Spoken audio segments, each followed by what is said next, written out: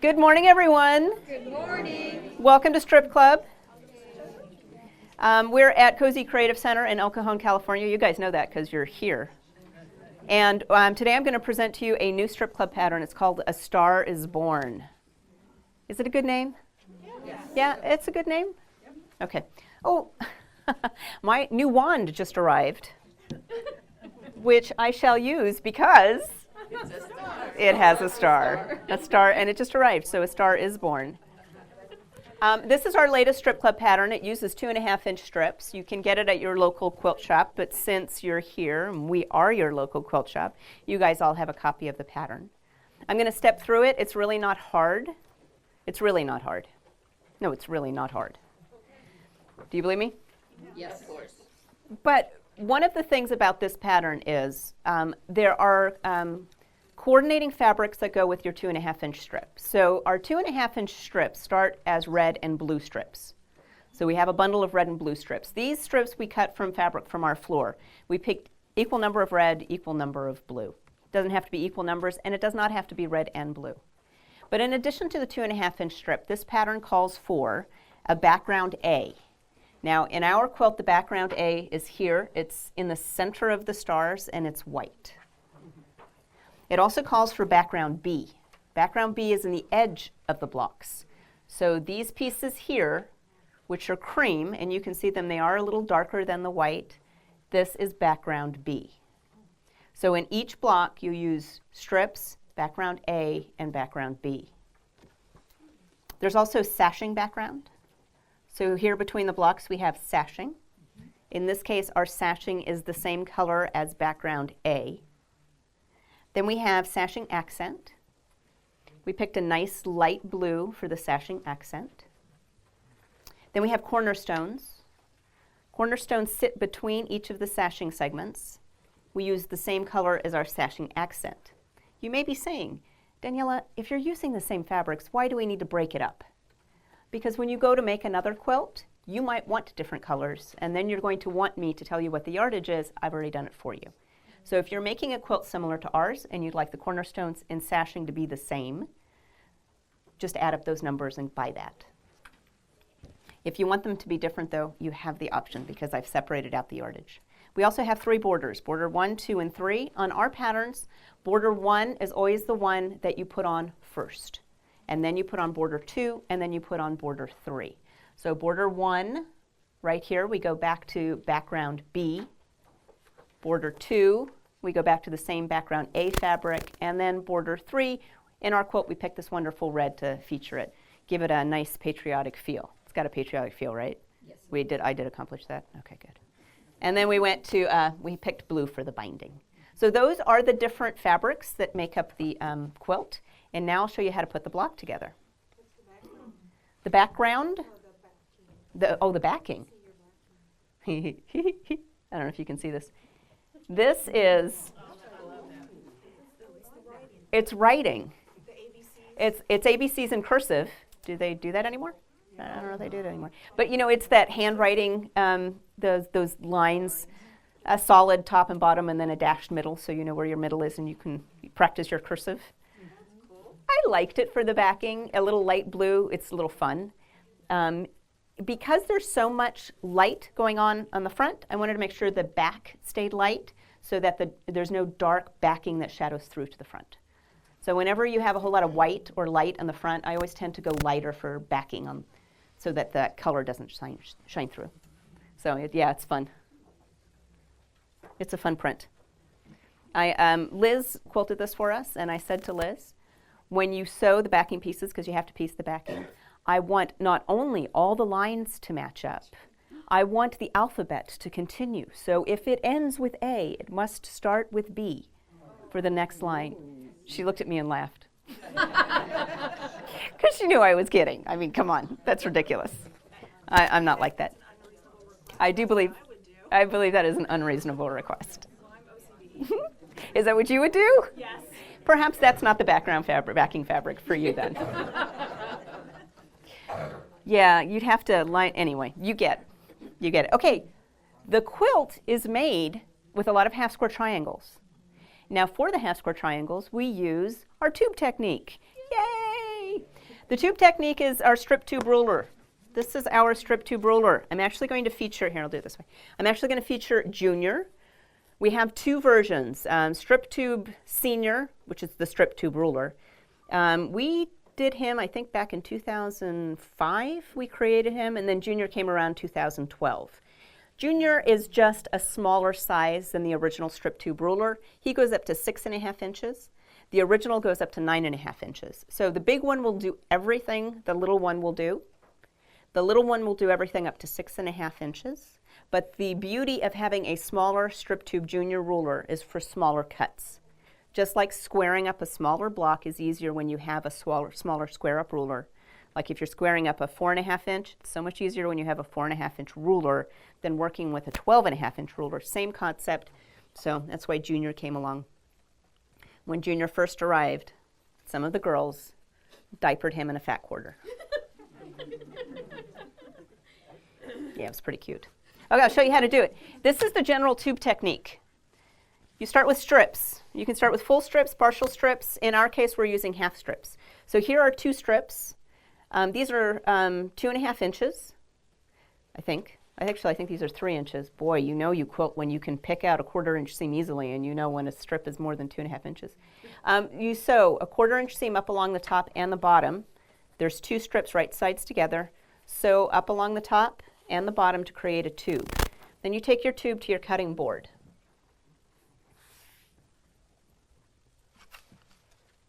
Take the ruler, strip tube Junior, and you're going to put the designated line, depending on what pattern you're doing.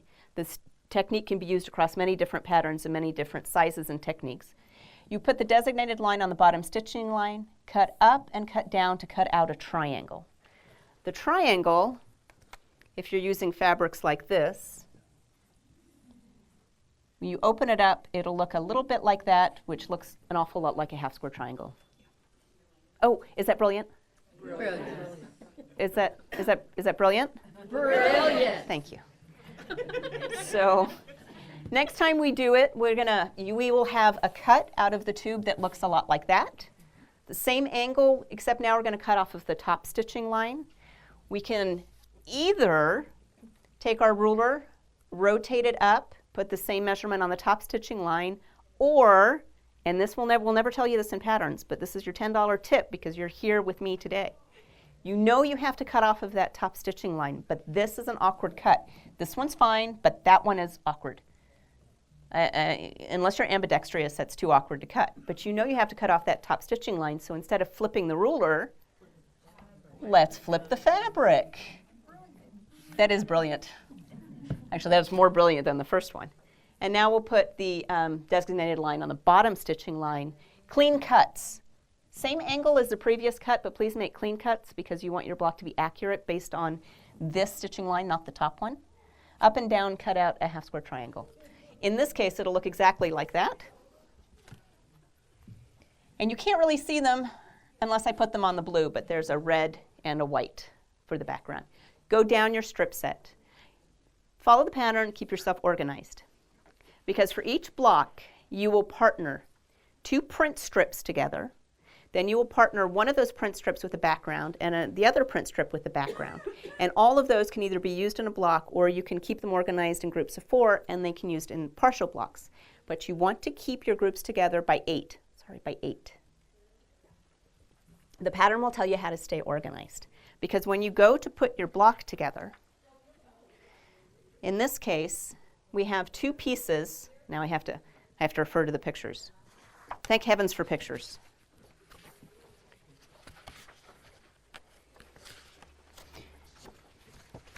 When you go to put your block together, you will partner, in this case here are 2 print strips. Well, let's see. We have half of these done.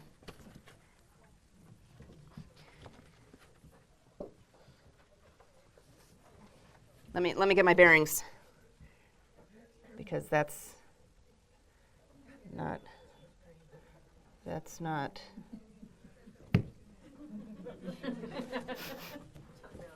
Yeah, bad luck. You go to the corner. All right, that's looking right.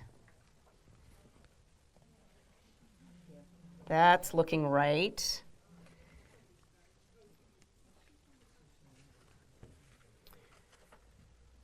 Ooh. Mm-mm.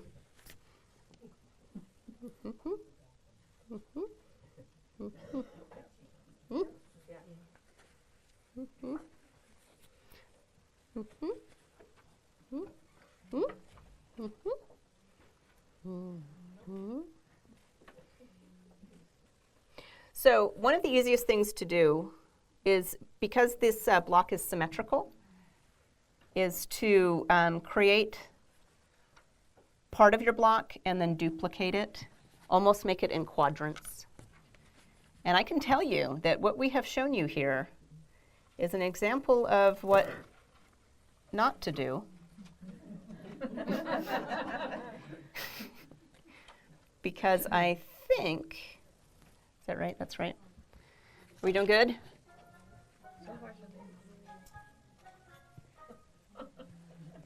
Very, very nice music.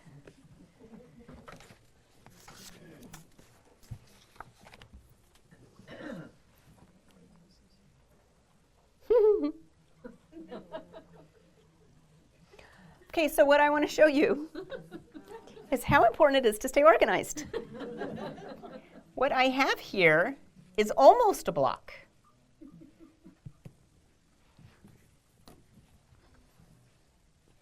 Can you tell me what's not right?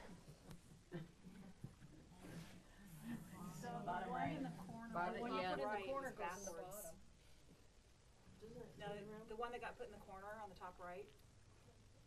No, further up. Yes. So it goes backwards. So, okay, that's exactly right.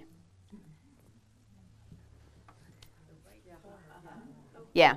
So here, these are backwards. So those are going to need to be re-sewn to look exactly like that. And then these pieces here, they go here. This is fun. This is a new game. So these two, the corners should all match. And these don't. So these are the oddball. They will go here. Once those go here and these get turned around, then these will be, those will be, these will be, those will be, those will be, and then a star will be born. Thanks for the assist. It actually, it's all about, this pattern's all about organization. Yes. Lay it out and then sew your block together. So, but what I do want to point out is the half square triangles are combined to make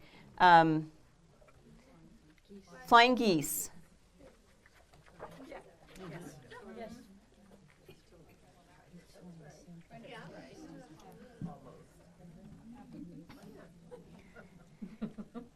It's actually.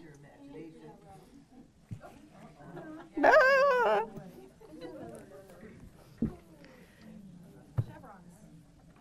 So kids, let's turn to the quilt. Because I want to show you something, the beauty of this quilt pattern. Let's look at this star here.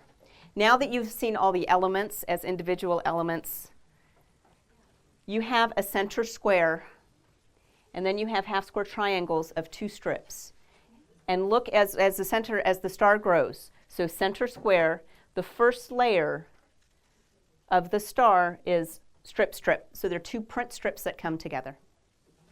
Now, the next layer is the same color print strip here against a background. That creates a very elongated V. Our block here doesn't have that. So there's more than one thing going on in this block that needs to be corrected. Do you see what I'm saying? So this is actually a really good example of what I mean. In this block, these 2 pieces should be the same red, so you get the elongated V. That is why this pattern is so effective, is that elongated V. Now, you have a choice when you go to sew your blocks together. You can either match these little pieces in the corners with the first star, or you can make them more scrappy.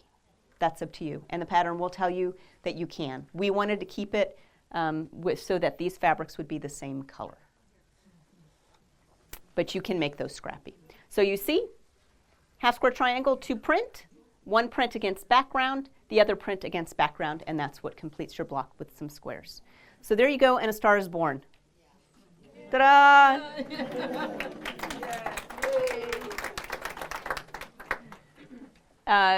Patriotic feel, very happy. This time, this year, we've done it early enough that you can have it made for 4th of July if you like. Yes. So I hope you like the quilt. I hope you like the pattern. Is there any questions? The Strip Tube Junior is your tool to make these half square triangles easy and to make them out of 2.5-inch strip. So if you make this pattern in any other color combination, please show us. Share it with me or bring it to Strip Club and share it because it's going to be beautiful in any fabrics. Thank you very much, and join us next month for another episode.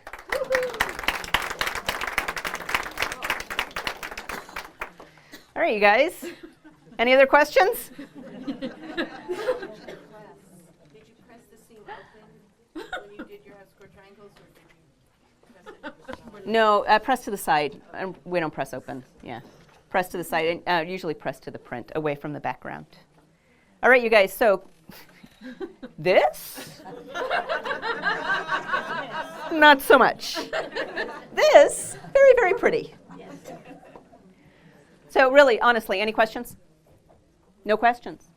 So here at Cozy Creative Center, we're part of a shop hop. Yeehaw! It is a farm-themed shop hop. Yeah. This kind of has a farm feeling to it. It does have a farm feeling to it.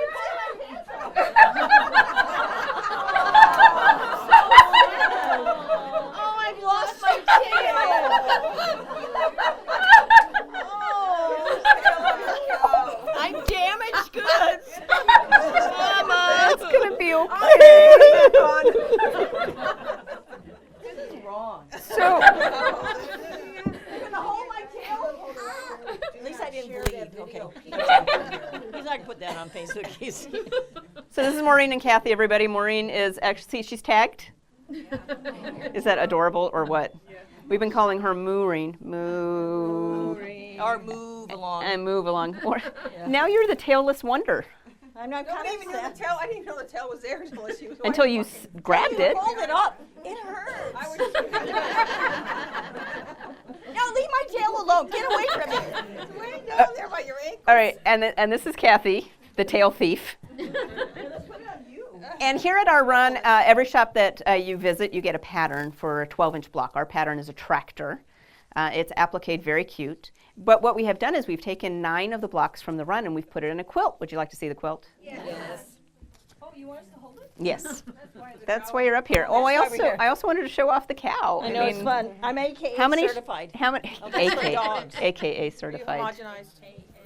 You homogenized. Oh my God, I don't have. Oh, the cow jokes. So these are some of the blocks from the San Diego shop hop. It had a farm theme. That's why the farmer and the cow. We also have live chicks in the store. I mean, like, baby. Cheep, cheep, cheep, cheep, cheep, cheep. Here's our block, dead center. Thank you to whoever made the quilt for putting us in the middle. That's our tractor block. What I wanted to do was show you how our pattern called Friendship Corner, and this is the pattern Friendship Corner, is a wonderful option to set blocks. So you go around, you collect blocks, or you do a block of the month, or you do embroidery blocks, or you do applique blocks. This is a fantastic setting so that you can finish those blocks. Here we used fat quarters. We coped each of the blocks, so we build up the blocks bigger and then square them down because, let's face it, when we do blocks of the month, they're not always the same size, especially if you do block swaps. You know they won't be the same size, so we do add these coping strips. And then the friendship stars in the corners. This pattern is designed by Sharyn Craig. It's one of many in a line she has called Joy of Sets. Say that very slow. Joy of Sets. It's how to set your blocks. Oh, you want it down here? Yeah, here, let's grab it from the middle and show the bottom because the bottoms are nice. It's fun, isn't it? So Friendship Corner is one of many great ways to set your blocks. The patterns are written for 6-inch, 9-inch, and 12-inch blocks. And of course, if you have smaller blocks, you can always let them grow up into larger blocks to fit in it. So, Friendship Corner. Okay, so now my farm friends, I think we can, Move on out. yeah, we can move on out. Give me Wait, my tail back. I'm Shall feeling we, tailless. shall we take our bow? Should we take our Breakfast Club bow? Yes. Okay, we host Breakfast Club. You want to hold my hoof? I do, I'll hold your hoof. And this is how we end every Breakfast Club. Thanks, guys. Thanks, you guys.